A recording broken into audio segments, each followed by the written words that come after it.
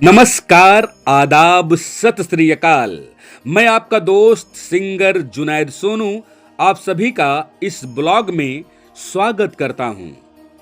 इस वीडियो को आप पूरा देखेंगे तो रोमांचित हो जाएंगे, इसीलिए निवेदन है कि वीडियो पूरा देखें और जो जानकारी मैं आप तक पहुंचाने वाला हूं वो महत्वपूर्ण और जानने योग्य है। ये जो राजमहल आप देख रहे हैं, ये पूर्व में तो फैजाबाद जिले में था, जिसका नाम वर्तमान में अयोध्या जिला है। लेकिन उत्तर प्रदेश में जब और जिले बनाए गए तो उनमें एक नाम अंबेडकर नगर का भी निकल कर आया और अब ये राजमहल अंबेडकर नगर के भीटी बाजार में स्थित है। भीटी बाजार जो अब तहसील भी है। इस वीडियो में आप महल के बाहरी दृश्यों को तो देखेंगे ही, लेकिन अंदर की नक्काशी को देखकर मंत्रमुग्ध हो जाएंगे। ये संपूर्ण वीडियो आप सभी की जानकारी के उद्देश्य से बनाया गया है। वीडियो देखते रहें और इस राजमहल से जुड़ी हुई कहानी भी आप जरूर सुनते रहें। यूं तो राजा महाराजा और नवाबों की कहानी जब हम सुनते हैं तो हमारे रोंगटे खड़े हो जाते हैं। भारत का पौराणिक इतिहास में सृष्टि के आरंभ से लेकर कलयुग में हुए राजाओं एवं मुगल शासन तक का इतिहास है, जिसका वर्णन वेद व्यास रचित विभिन्न पुराणों, रामायण आदि ग्रंथों में किया गया है। काल को सतयुग, द्वापर युग, त्रेता युग और कलयुग सहित 4 भागों में विभाजित किया गया है। इस इतिहास में भूत, वर्तमान और भविष्य का गौरव किया गया है। पौराणिक इतिहास के अनुसार भारत का इतिहास करोड़ों वर्षों का है और अत्यंत ही गौरवपूर्ण भी था। भाषा संस्कृति का उद्गम भारत से ही हुआ था और आध्यात्मिकता एवं उच्च आदर्शों के लिए भारत को जाना जाता है। भविष्य पुराण तथा अन्य कई पुराणों में महाभारत काल से गुप्त काल तक के समस्त राजाओं की सूची दी गई है, जिसके आधार पर कई विद्वानों ने भारत का पौराणिक इतिहास क्रम बनाया है। रामायण ग्रंथ में श्री राम का इतिहास और महाभारत में भारत में हुए भीषण महायुद्ध का इतिहास लिखा गया है। दोनों ग्रंथों में उक्त काल में हुए राजा के वंश का भी वर्णन है और भविष्य पुराण में भारत में मुगल शासन काल और बादशाहों के वंश का भी वर्णन है। हालांकि अब हम आपको यहाँ पर बताते हैं भीटी रियासत से जुड़ी हुई वो बातें जिनको सुनने के लिए आप बेचैन हैं। यकीनन वीडियो पूरा देखेंगे तो जैसा कि मैंने पहले बताया कि आप रोमांचित हो जाएंगे। यकीनन आप रोमांचित हो जाएंगे।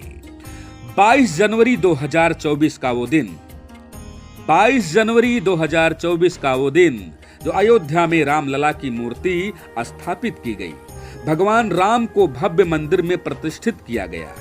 इस अवसर पर जहां देश दुनिया भर के लोगों ने दिवाली जैसा उत्सव मनाया, तो वहीं उन राम भक्तों को भी याद किया गया जिन्होंने 500 साल लंबे संघर्ष में भगवान राम के नाम पर अपना सब कुछ कुर्बान कर दिया था।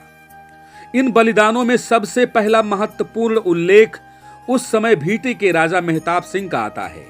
उन्होंने 1526-1527 में मंदिर को अपवित्र करने और ध्वस्त करने का प्रयास करने वाले मीर बाकी के सैनिकों को खदेड़ते हुए शहादत प्राप्त की थी। राजा महताब अपनी छोटी सी टोली के साथ बद्रीनाथ की यात्रा पर निकले थे। अयोध्या में मीर बाकी के हमले का समाचार उन्हें रास्ते में मिला। अयोध्या पर हमले का समाचार सुनकर महाराज महताब सिंह आग बबूला हो गए, उनके नेत्र लाल हो गए। राजा ने कहा, राम तो बद्री विशाल की ही प्रतिमूर्ति हैं। उन्होंने अपनी बद्रीनाथ की यात्रा को वहीं पर स्थगित कर दिया और राम मंदिर की ओर रुख कर दिया। चारों दिशाओं में संदेश भिजवाए और जल्द से जल्द अयोध्या पहुंचने का आह्वान किया। महाराजा महताब सिंह के अयोध्या पहुंचते पहुंचते उनके नेतृत्व में 80,000 की हिंदू सेना तैयार हो गई। 17 दिनों तक संग्राम चलता रहा। महाराजा महताब सिंह ने मुगलों के छक्के छुड़ा दिए थे। बाबर के सेनापति मीर बाकी की सेना जो 2.25 लाख की थी, उनकी 3/4 से अधिक सेना को उन्होंने मौत के घाट उतार दिया था। मुगल सेना की अपार क्षति हुई। अंततः महाराजा महताब सिंह राम मंदिर की रक्षा करते करते बलिदान हो गए। उसके बाद तो बलिदान की होड़ सी लग गई। इस संघर्ष में लाशों का अंबार लग गया और लाशों का अंबार लग जाने के बाद ही मीर बाकी मंदिर की तोप को गिरा सका था। फिर भी भगवान राम के इस भक्त के प्रतिरोध के परिणाम स्वरूप मुगल सम्राटों ने अपने अधिकार क्षेत्र और भीटी में मंदिरों पर अपना गुस्सा उतारा। अंबेडकर नगर जिले के भीटी तहसील में मुगल क्रूरता के सबूत आज भी देखने को मिलते हैं। अधिकांश वामपंथी इतिहासकार जिन्होंने अपना पूरा जीवन क्रूर और घटिया मुगल सम्राटों का गुणगान करने में बिताया, शायद भीटी नहीं गए होंगे। यहां न केवल मंदिरों में घुसकर मूर्तियां तोड़ी गई, बल्कि महिलाओं और महल के नौकरों का भी कत्लेआम किया गया। बहुत कम लोगों को पता होगा कि बाबर की मृत्यु की सैकड़ों साल बाद औरंगजेब ने भीटी के राम भक्तों का गढ़ मानते हुए हमला किया था। जी हां, आप लोग सही सुन रहे हैं। बहुत कम लोगों को पता होगा कि बाबर की मृत्यु के सैकड़ों साल बाद औरंगजेब ने भीटी को राम भक्तों का गढ़ मानते हुए हमला किया था। भीटी के बारे में किंवदंती है कि औरंगजेब ने उन हिंदू राजाओं की सूची बनाई थी। आप लोग इस बात को ध्यान दीजिए कि भीटी के बारे में किंवदंती है कि औरंगजेब ने उन हिंदू राजाओं की भी सूची बनाई थी जिन्होंने किसी समय उसके पूर्वजों से युद्ध किया था। इन नामों में भीटी नरेश मेहताब सिंह का नाम उसकी हिट लिस्ट में सबसे ऊपर था। वर्ष 1669 में जब औरंगजेब की सेनाएं काशी विश्वनाथ मंदिर को ध्वस्त करने निकली तो उन्होंने मार्ग के बनाए नक्शे में भीटी को भी शामिल किया था। दिल्ली से आई फौज ने रास्ते में पड़ने वाले गांवों को लूटा, महिलाओं के साथ बलात्कार किया और मंदिर को भी ध्वस्त कर दिया था। ये थी मुगल कालीन क्रूरता।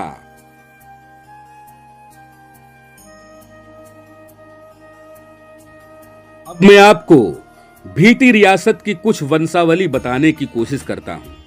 इस वंशावली की फेहरिस्त बहुत लंबी है, लेकिन हमें जो जानकारी प्राप्त हुई है, मैं उस जानकारी के बारे में आपको बताता हूं, आपसे साझा करता हूं।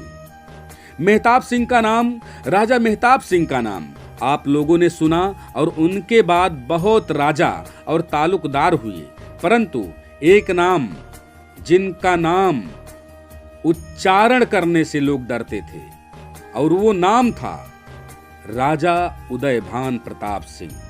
जी हां, राजा उदयभान प्रताप सिंह। राजा उदयभान प्रताप सिंह जिनके डर से लोग अपने सर ऊपर नहीं करते थे। वो जिधर से निकलते थे वो रास्ता खाली हो जाता था, लोग अपने घरों में चले जाते थे। राजा उदयभान प्रताप ने 2 विवाह किया था। पहली पत्नी से अजय प्रताप सिंह ने जन्म लिया और दूसरी पत्नी से कृष्ण प्रताप सिंह ने जन्म लिया। अजय प्रताप सिंह और कृष्ण प्रताप सिंह बड़े हुए। राजा अजय प्रताप सिंह ने भी 2 विवाह किया और दोनों पत्नियों से एक पुत्र की प्राप्ति हुई। पहली पत्नी से उदय प्रताप सिंह और दूसरी पत्नी से विजय प्रताप सिंह ने जन्म लिया। पहली पत्नी के पुत्र उदय प्रताप का विवाह हुआ और उनको भी 2 पुत्र प्राप्त हुए। बड़े पुत्र का नाम चंद्र प्रताप सिंह और छोटे पुत्र का नाम शैलेंद्र प्रताप सिंह। चंद्र प्रताप सिंह जिनको सभी लोग बड़े बाबा कहते थे और शैलेंद्र प्रताप सिंह जिनको लोग छोटे बाबा कहते हैं। और दूसरी पत्नी के पुत्र विजय प्रताप सिंह के विवाह के उपरांत 2 पुत्र हुए। बड़े पुत्र का नाम कौशलेंद्र प्रताप सिंह और छोटे पुत्र का नाम विनय प्रताप सिंह। कृष्ण प्रताप के भी एक पुत्र हुए जिनका नाम कामेश्वर प्रताप सिंह उर्फ बबलू सिंह रखा गया था। इस वंशज के अंश में वर्तमान में शैलेंद्र प्रताप सिंह, कौशलेंद्र प्रताप सिंह, विनय प्रताप सिंह और कामेश्वर प्रताप सिंह उर्फ बबलू सिंह मौजूद हैं, जो अलग अलग सेक्टर में अलग अलग काम कर रहे हैं। जो लोग हमारे इस वीडियो को देख रहे हैं वो इस चैनल को सब्सक्राइब करें, लाइक करें, अपना प्यारा सा कमेंट दें, जो भी सुधार की गुंजाइश हो वो अवश्य लिखें। भारत को आजादी मिलने के साथ ही रियासतें इतिहास हो गई, लेकिन आज भी राजाओं और रानियों की कहानियों में लोगों की दिलचस्पी बरकरार है। भारत का जिक्र होते ही जहन में राजाओं, रानियों, बादशाहों और बेगमों की कहानियां तैरने लगती हैं। एक तरफ जहां कुछ राजा अपनी सदास्यता के लिए मशहूर थे, तो वहीं कुछ अपनी क्रूरता के लिए लोगों के बीच दहशत का पर्याय थे। एक तरफ जहां कुछ राजा हीरे जवाहरातों से जुड़ी गाड़ियों में घूमा करते थे, तो वहीं कुछ ऐसे भी शख्सियतें थी जिनके पास 1 ग्राम सोना भी नहीं था। देश की आजादी के समय भारत में छोटी बड़ी कुल 565 रियासतें थीं। सभी रियासतों के मुखिया अपने अंदाज में अपनी रियासत को आगे बढ़ा रहे थे, लेकिन आजादी मिलने के बाद रियासतों के ऊपर संकट उठ रहा था। ज्यादातर रियासतें भारतीय संघ का हिस्सा बनने के लिए तैयार हो गई, लेकिन कुछ ऐसे भी राजा और महाराजा थे जो अपने लिए एक अलग देश का सपना देख रहे थे। रियासतों के राजा आर्थिक तौर पर भले ही संपन्न या गरीब रहे हों, लेकिन उनका चाल चलन अंग्रेजियत से भरपूर था। वो ब्रिटिश सरकार के वफादार थे। अंग्रेजी सरकार के प्रति वफादारी के बदले में वायसराय भी भारतीय राजाओं को सम्मानित किया करते थे। उदाहरण के तौर पर सरकार के प्रति पूरी तरह से वफादारी रखने वाले राजाओं को 21 बंदूकों की सलामी दी जाती थी। वहीं सामान्य संबंध रखने वाले शासकों को 19 बंदूकों की सलामी दी जाती थी। बंदूकों की सलामी से भारतीय राजाओं की कदकाठी के बारे में जानकारी मिलती थी। 1947 में सिर्फ 5 भारतीय राजाओं को 21 बंदूकों की सलामी का रुतबा हासिल था। इनमें the Nizam of Hyderabad, Baroda के महाराजा, मैसूर के महाराजा, ग्वालियर के महाराजा और जम्मू कश्मीर के महाराजा शामिल थे। इसके अलावा भोपाल के नवाब, इंदौर के महाराजा, उदयपुर के महाराजा, त्रावणकोर के राजा और कोल्हापुर के राजा शामिल थे। इन सभी राजाओं की सबसे बड़ी खासियत ये थी कि ये न केवल अंग्रेजी बोला करते थे, बल्कि अंग्रेजियत का भरपूर प्रदर्शन भी किया करते थे। उदाहरण के तौर पर हैदराबाद के निजाम अपने सभी टेलीग्राम का समापन रूल ब्रिटानिया से करते थे। कुछ शासकों के दिलो दिमाग में 1857 यानी 1857 के विद्रोह की स्मृतियां शेष थीं, लेकिन समय के साथ वो भी धूमिल होती चली गईं। कुछ ऐसे भी राजा थे जो अपनी रानियों से अपेक्षा करते थे कि वो अंग्रेजी चाल ढाल को पूरी तरह अपना लें। कुछ रानियों ने अपने राजाओं की इच्छा का सम्मान किया, लेकिन बहुत सी रानियों ने अपनी खस्मों की इच्छाओं को दरकिनार कर भारतीय रीति रिवाज का पालन करती रही। भारतीय राजाओं का एक दूसरा पक्ष ये भी था कि एक तरफ वो अंग्रेजियत का झंडा बुलंद करते थे, लेकिन उसमें से ज्यादातर राजा दूरदर्शी भी थे। महाराजाओं ने अपनी रियासतों में स्कूल, कॉलेज, अस्पताल और नहरें और सड़कें बनवाई। उदाहरण के तौर पर ग्वालियर के महाराजा ने आगरा से लेकर Gwalior the great Indian peninsular railway का हिस्सा तक रेल लाइन बिछाने के लिए 1872 में 7.5 मिलियन रुपए का कर्ज लिया था। 1947 में देश को जब अंग्रेजों से आजादी मिली, तो बहुत से भारतीय राजा ऐसे भी थे जो फूट फूट कर रोए थे। वो कहा करते थे कि अंग्रेज उनको बेसहारा करके क्यों जा रहे हैं। स्वतंत्र भारत में अब कौन उनकी बात सुनेगा। ग्वालियर और पटियाला के राजाओं ने भारतीय संघ में शामिल होने की इच्छा जताई, लेकिन बहुत से ऐसे राजा थे जो स्वतंत्र राष्ट्र का सपना देखना चाहते थे या स्वतंत्र राष्ट्र का सपना देखा करते थे। ये बात अलग है कि सरदार पटेल के कुशल नेतृत्व में ज्यादातर रियासतें थोड़े बहुत संघर्ष के बाद भारतीय संघ में शामिल हो गईं। भारतीय राजा इस हकीकत को स्वीकार नहीं कर पा रहे थे। उनका राजपाट खत्म हो चुका था।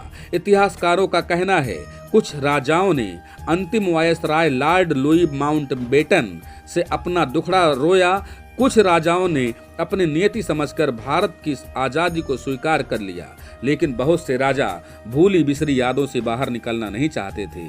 ये बात अलग थी कि रियासतों के मुखिया को उनके राजमहल शानो शौकत से मरहूम नहीं किया गया था। राजाओं को गिरफ्तारी से छूट भी हासिल थी, लेकिन कोई भी राजा उस थपेड़े का सामना करने के लिए मानसिक तौर पर तैयार नहीं था। जब इंदिरा गांधी ने प्रिवी पर्स और टाइटल को खत्म कर दिया, यही नहीं राजाओं की जमीनें छीन ली गई। राज परिवारों से जुड़े ज्यादातर लोगों को ये लगने लगा कि सामान्य व्यक्तियों की तरह कैसे रह सकते हैं, लेकिन कुछ लोगों ने वास्तविकता को समझा और अपने चाल ढाल में बदलाव किया। कुछ लोग राजनीति का हिस्सा बन गए और अपनी प्रजा के सहयोग से राजनीति में स्थापित हो गए, और कुछ राजा जहां स्पोर्ट्स में रुचि रखने लगे, वहीं कुछ राजाओं ने अपने आप को संगीत और गीत के विकास के लिए समर्पित कर दिया। कुछ राजाओं ने अपने महलों के कुछ हिस्सों को होटल में बदल दिया और अपनी आय के रास्ते को सुनिश्चित किया। समृद्धि, ताकत और रुतबा जिन राजाओं के लिए इतिहास के पन्नों में हकीकत के तौर पर दर्ज थे, उनके वंशज आज सामान्य भारतीयों की तरह बसर कर रहे हैं। बहुत से राजाओं के वंशज आम भारतीयों की तरह नौकरी भी कर रहे हैं और नौकरी कर अपनी जिंदगी की गाड़ी को आगे बढ़ा रहे हैं। लेकिन आज भी उन राजाओं के वंशज सामान्य भारतीयों से शादी विवाह करना पसंद नहीं करते हैं। राजाओं की कहानियां न केवल रोमांच पैदा करती हैं, बल्कि उनके पूर्वजों की कार्यशैली से साफ होता है कि वे लोग आम भारतीय जनमानस से किस हद तक जुड़े हुए थे। राजाओं, महाराजाओं, बादशाहों और नवाबों के महल और हवेलियां इतिहास से रूबरू कराती हैं।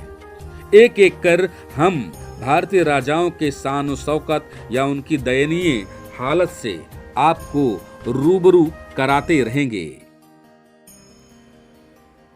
वीडियो आप देखते रहें। इस वीडियो में आपको बाहर के दृश्य, अंदर के दृश्य, 7 मंजिला की जो इमारत है, वो 7 मंजिला की इमारत भी आप देखेंगे। तो कैसा लगा वीडियो, आप सभी लोग जरूर बताएं, और बेहतर से बेहतर वीडियो बन सके इसके लिए आप सभी कुछ न कुछ सलाह जरूर दें। कमेंट बॉक्स में अपनी प्रतिक्रिया दें, जिससे मैं और भी सुधार की गुंजाइश कर सकूं। आप सभी लोगों से निवेदन है कि जिन लोगों ने हमारे चैनल को सब्सक्राइब नहीं किया है, वो सब्सक्राइब करें और ज़्यादा से ज़्यादा शेयर करें। इस चैनल पर आपको देश और दुनिया की तमाम खबरें, देश और दुनिया के तमाम धार्मिक, पर्यटन और ऐतिहासिक स्थलों के बारे में जानकारी प्राप्त होगी। पूरा वीडियो देखकर ही जाइएगा, निश्चित तौर पर आपको कुछ न कुछ अलग इस वीडियो में जरूर मिलेगा। ये छत के ऊपर का नज़ारा आप देख सकते हैं। राजमहल के ऊपर इस समय मैं मौजूद हूँ। यहाँ से जो व्यू दिखता है आप देख सकते हैं। आपको देखने के बाद ही पता लग जाएगा कि कितना प्राचीन है, कितना पुराना महल है। यहाँ पर कुछ सामान रखे हुए हैं। इन बक्सों में क्या है ये तो मुझे नहीं पता है, लेकिन कुछ जरूरी चीजें जरूर होंगी। ये इतना बड़ा महल है कि यहाँ पर अगर आप पुतवाई करवाते हैं, आप इसमें कुछ ना कुछ कारीगरी करवाते हैं, डेकोरेट करवाते हैं, तब भी कई लाख रुपए केवल रंग और रोगन में लग सकता है। ये महल अपने आप में एक मिसाल है। ये महल अपने आप में एक उदाहरण है। यहाँ से बाहर का नज़ारा देख सकते हैं, खेत का नज़ारा। ये खेत का दृश्य, महल के आसपास लोगों ने अपने खेत बना करके यहाँ पर खेती करना शुरू किया। सामने रानी गुंजेश्वरी स्कूल भी आपको दिख रहा होगा, जो सफ़ेद चूने से रंगा गया है। ये ताड़ का वृक्ष है, सॉरी ताड़ का नहीं, ये चीड़ का वृक्ष है। ये चीड़ जो आमतौर पर राजाओं और महाराजाओं के निवास स्थान पर ही मिलता है, उनके राजमहल में ही मिलता है। अन्य आपको कहीं पर भी ये चीड़ का वृक्ष देखने को नहीं मिलेगा। और अगर और चीड़ देखना चाहते हैं तो फिर आपको जम्मू और कश्मीर जैसी पहाड़ी क्षेत्रों में जाना होगा। ये मोमसूर है। ये भी जो है राजाओं और महाराजाओं के यहाँ ही पाया जाता है। इसको आप खाएंगे मीठा लगेगा, और ये सीजनल, इसको आप फल भी कह सकते हैं। तो ये नक्काशी देख सकते हैं किस तरह से ये बना हुआ था। इतना पुराना महल, ये छत के ऊपर का नज़ारा मैं आपको दिखा रहा हूँ अपने इस कैमरे के माध्यम से। लगातार देखते रहें। ये चीड़ का वृक्ष जो महल के चारों तरफ आपको दिखाई पड़ेगा, उत्तर पूर्व दक्षिण हर क्षेत्र में। ये देखिए, ये चीड़ का ये फल कह सकते हैं इसे, हालांकि खाने वाला चीज नहीं है ये चीड़ होता है। और इसको बड़े ध्यान से देखिए, और भी गिरे हुए हैं ये देखिए, ये हमारे पास तीन जो इसमें फल लगते हैं, लेकिन ये फल खाने वाले फल नहीं है। ये बिल्कुल इतना जो है कठोर हो जाता है, जिस तरह लकड़ी होती है, इसको आप जला भी सकते हैं, लेकिन कितना सुंदर लगता है। ये घर के सजावट के लिए भी आप इसको प्रयोग में ला सकते हैं या उपयोग में ला सकते हैं। तो आसपास चीड़ के वृक्ष हैं, यहाँ से टूट करके ये इन्हीं ऊपरी सतह और निचली सतह पर गिरते हैं। यहाँ लोगों को आने की अनुमति नहीं मिलती है, लेकिन मुझे अनुमति मिली और मैं यहाँ तक पहुँच पाया।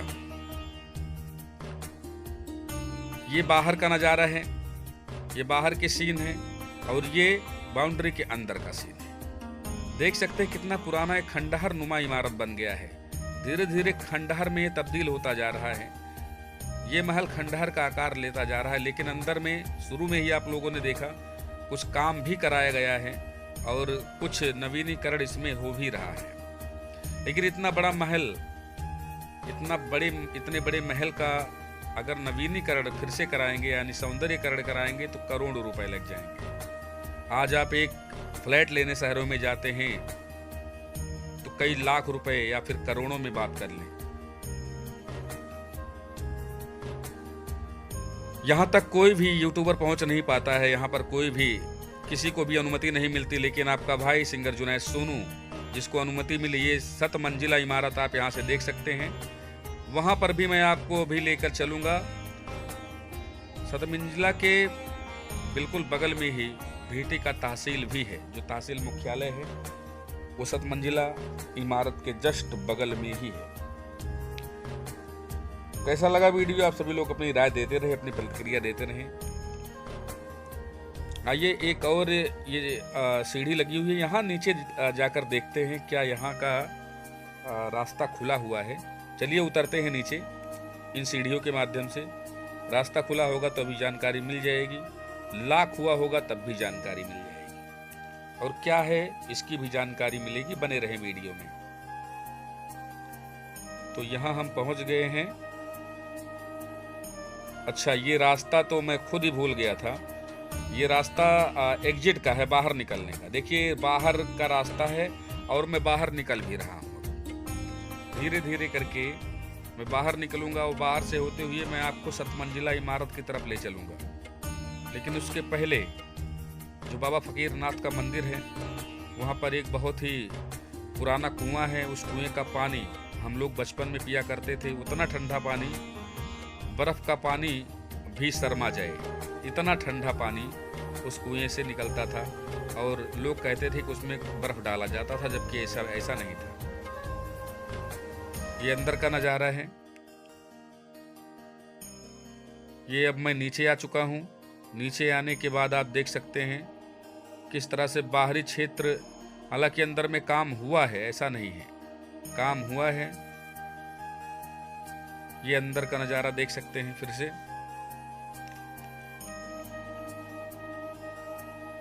धीरे धीरे अब मैं बाहर निकलने का प्रयास कर रहा हूँ।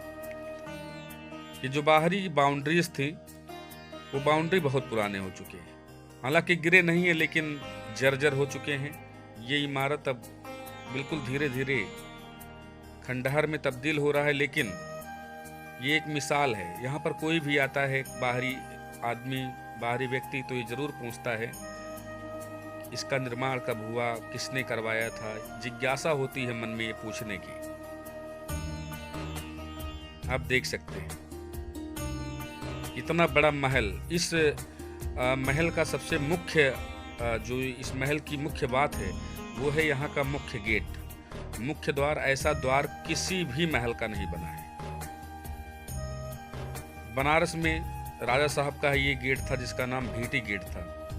वो लगभग इसी आकार का था, लेकिन और स्थानों पर आप महल देख सकते हैं, लेकिन जो आकार गेट का दिया गया और स्थान पर नहीं देख सकते।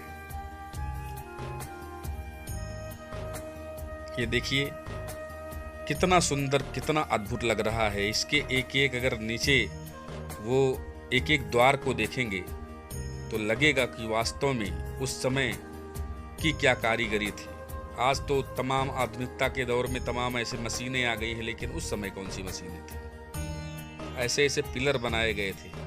ये हॉल जो बनाया गया था आप देख सकते हैं, यहाँ कारीगरी की गई, चित्रकारी की गई है, बेहतरीन चित्रकारी आप देख सकते हैं।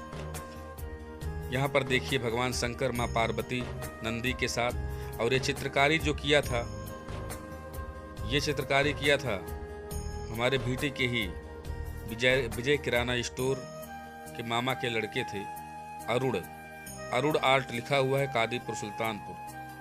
ये हमें लग रहा है कि लगभग 30 वर्ष से ज़्यादा हो गए होंगे। इस यहाँ डेट भी लिखा है 89, 8 तारीख 4था महीना 89। अब आप सोच सकते हैं कितना पुराना है। अद्भुत है ना। प्रतिक्रिया अपनी जरूर दे। 89, 90, 24, 10, 34, 35 वर्ष हो गया। कितना पुराना। हमारी उम्र उस समय केवल 5 वर्ष थी, जबकि ये नक्काशी है। ये देख सकते हैं आप गणेश भगवान की छवि यहाँ देख सकते हैं। माँ दुर्गा जी का सुंदर चित्र जिसको अलंकृत किया गया है बहुत ही सुंदर तरीके से। यहाँ जो ये हालांकि ऊपर का थोड़ा सा ये गिरा हुआ है, पुराना महल हो गया है। और पुराना होने की वजह से धीरे धीरे जो है हर चीज की एक आयु होती है, और इस महल की भी एक आयु होगी।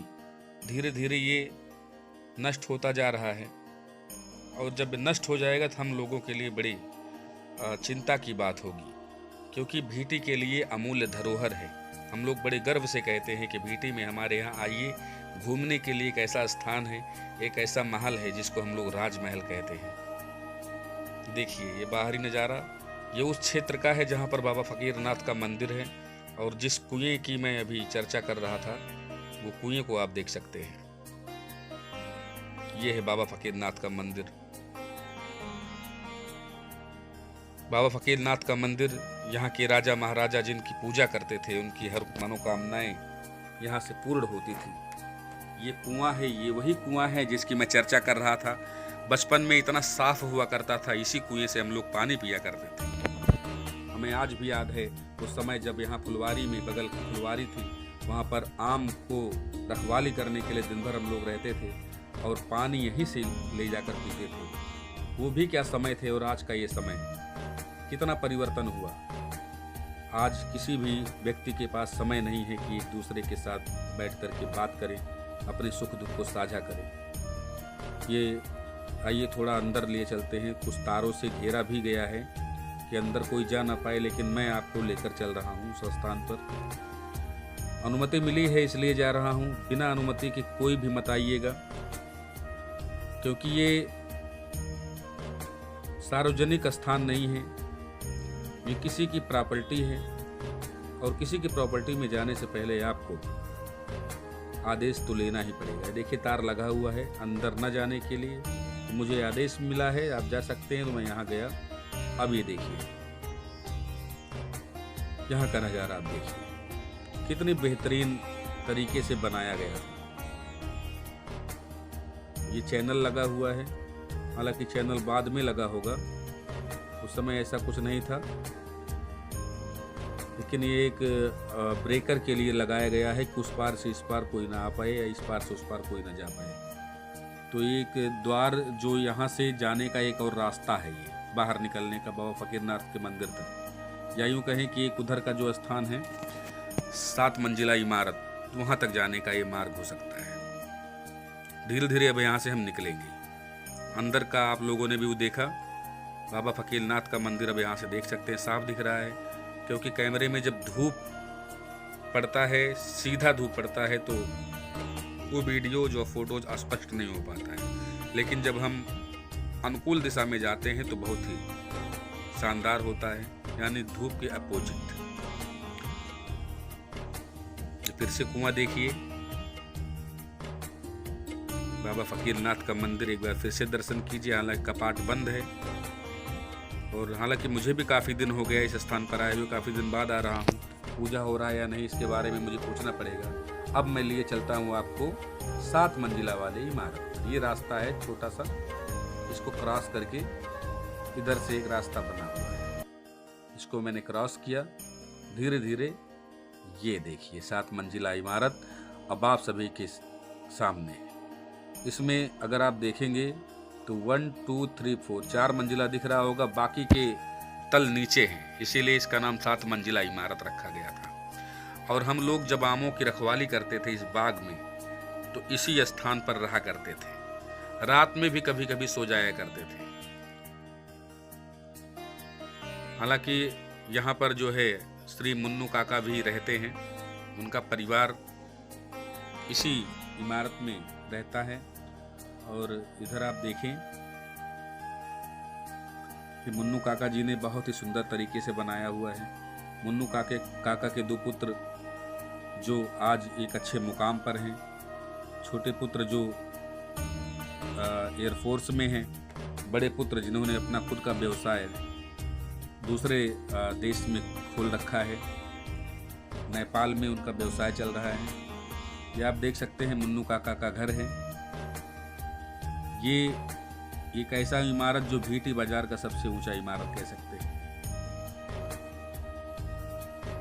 ये मुन्नू काका की बाइक है। आगे चलेंगे तो आपको शायद नींबू का वो हमें दिख रहा है, यहाँ से नींबू का बागान होगा। इस बाउंड्री के उस पार वो तहसील का परिक्षेत्र है, तहसील का क्षेत्र आप देख सकते हैं। यहाँ से अब ये है कि नींबू ही है, नींबू की अच्छी खासी खेती हुई है, ये देख सकते हैं। एक मंदिर और है उधर, तो एक मोड़ जाता है दुबौली का मोड़, उसके और इधर है। हालांकि रास्ता उधर से ही निकलता है, यहाँ से कोई शायद जाने का रास्ता नहीं है। पहले बहुत रास्ते थे, हम लोग स्वतः ही चले जाते थे यहीं से ही, और बड़ा आनंद आता था।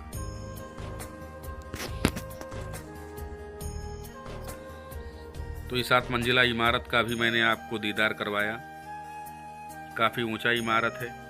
यहाँ से खड़े होकर अगर टोपी पहन करके उसको देखेंगे तो आपकी टोपी गिर जाएगी। ये एक मंदिर है। मंदिर के बगल में जो बाउंड्री खींची गई, पहले बाउंड्री नहीं था क्योंकि तहसील नहीं था, ये तहसील का क्षेत्र है। अन्यथा ये पूरा बहुत बड़ा क्षेत्र हुआ करता था। हम लोग यहीं पर दिन भर रहा करते थे। बचपन का आधा समय तो हम लोगों का यहीं पर बीता है। आज भी याद आता है, कभी कभी तो स्वप्न भी आता है, लगता है कि अभी हम लोगों का बचपना है। और ये सब कभी कभी स्वप्न में भी दिखाई पड़ता है। जिस जगह पर आप अपनी ज़िंदगी को, अपने लाइफ को एंजॉय करते हैं, अपने लाइफ को बिताते हैं, वो स्थान आपके दिल के बहुत ज़्यादा करीब हो जाता है।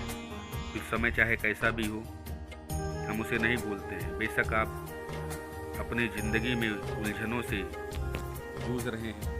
अब चलते हैं फिर से एक बार उस स्थान पर जो राजा का महल है। आपका ध्यान वहाँ पर फिर से आकर्षित करना चाहूँगा। रास्ता हालांकि वहाँ से, महल से यहाँ का जो रास्ता है 7 मंजिला का, वो उतना अच्छा रास्ता है नहीं, लेकिन आप पैदल बड़े आराम से वहाँ तक जा सकते हैं। यहाँ से देख सकते हैं, दूर से मैं आपको दिखा रहा हूँ, ये राजमहल के बाहरी छवि का नज़ारा। ये सफ़ेद कलर से कलर किया हुआ बाबा फकीरनाथ का ये मंदिर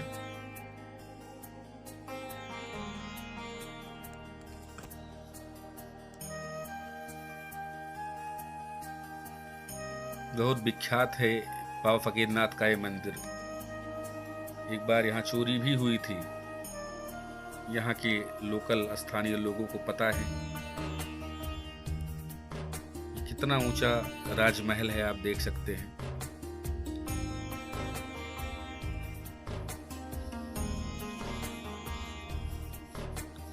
इतना बड़ा महल अगर आप इसको कलर करवाएंगे तो कई लाख रुपए लग जाएंगे केवल कलर में ही, और अन्य डेंटिंग पेंटिंग की बात छोड़ दीजिए। यहाँ पर एक बादाम का पेड़ हुआ करता था। उस बादाम के पेड़ से हम लोगों ने बादाम खाए भी हैं। हालांकि थोड़ा जर्जर जरूर हो गया है, लेकिन अभी भी अगर इसमें काम कराया जाए तो फिर एक इससे अच्छा इमारत आपको कहीं देखने को नहीं मिलेगा। मैं ऐसा दावा कर सकता हूँ। तो कैसा लगा वीडियो? आप सभी लोग अपनी राय दें, अपनी प्रतिक्रिया दें। नमस्कार।